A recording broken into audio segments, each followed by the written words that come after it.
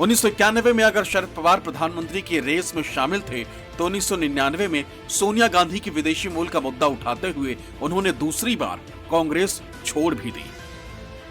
1999 में शरद पवार ने सोनिया गांधी के विदेशी मूल का मुद्दा उठाया और पीए संगमा और तारिक अनवर के साथ मिलकर राष्ट्रवादी कांग्रेस पार्टी की स्थापना की।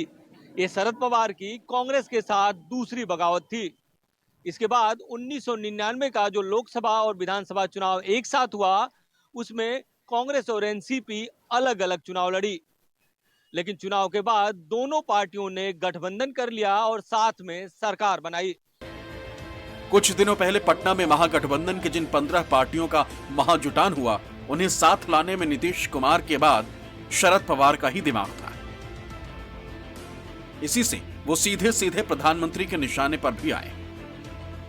एनसीपी पर भी करीब 70,000 करोड़ रुपए के घोटालों का आरोप है। आपको मुलायम सिंह जी के बेटे का भला करना है तो फिर समाजवादी पार्टी को वोट दीजिए। अगर आप लालू परिवार के बेटे बेटियों को उनका भला करना चाहते हो तो आरजेडी को वोट दीजिए। आपको शरद पवार जी की बेटी का भला करना हो तो आप एनसीपी को वोट दीजिए। पार्टी में टूट के बाद शरद ने इशारों में ये बता दिया कि उनके कुनबे को बिखेरने के पीछे किसका दिमाग है और किसका हाथ। कि मोदी साहब ने जो इल्जाम लगाया था वो सच नहीं था। उन्होंने सहयोग, इन साथियों का सहयोग लेने की बात तय की, इसलिए ये बिल्कुल क्लियर हो गया कि इनके खिलाफ जो इल्जाम लगाए थे वो ठीक नहीं थे। जो कुछ हुआ वो एक प्रेशर लाकर एजेंसी जो है देश की, इन एजेंसीज का इस्तेमाल करके ये कदम उठाए गए, ऐसे मुझे लगता है। कहा जाता है कि शरद पवार कभी हारते नहीं। जब वो खुद चुनाव लड़ते हैं तो जीत उनकी होती है और जब जीत पक्की न हो तो वो लड़ते ही नहीं। लेकिन फिर भी उन्हें एक चुनाव में हार का सामना करना पड़ा। वो उनकी चुनावी करियर की इकलौती हार थी।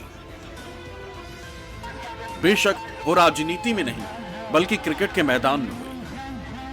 साल 2004 में उन्हें तत्कालीन अध्यक्ष जगमोहन दालमिया के हाथों भारतीय क्रिकेट कंट्रोल बोर्ड यानी बीसीसीआई के चुनाव में कड़े मुकाबले में हार माननी पड़ी। इस हार ने शरद पवार को झकझोर कर रख दिया। इसके बाद अगले साल हुए चुनाव में उन्होंने जगमोहन दालमिया को हरा दिया और बीसीसीआई के नए अध्यक्ष बने। इसके बाद शरद पवार और उनके गुट ने कई सालों तक भारतीय क्रिकेट को नियंत्रित किया। इसके बाद साल 2010 में Sharad Pawar international cricket council यानी आईसीसी के नए अध्यक्ष बने।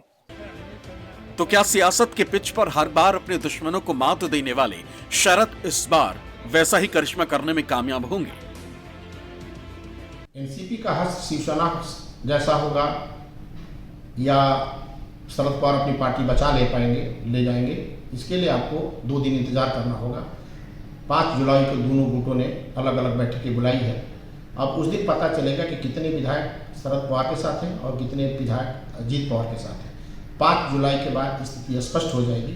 अजीत पवार ने पूरी पार्टी पर दावा कर दिया है 5 जुलाई की होने वाली बैठक में कितने विधायक और कितने जिला अध्यक्ष, कितने जिला परिषद, पंचायत समिति के सदस्य कितने शरद पवार के साथ रहते हैं और कितने अजीत पवार के साथ रहते हैं, उस दिन स्पष्ट हो जाएगा। आगे महाराष्ट्र और देश की सियासत किसी भी करवट बैठे, मगर इतना तो तय है कि किसी भी समीकरण और संभावना से शरद पवार को बाहर रखना नासमझी ही होगी।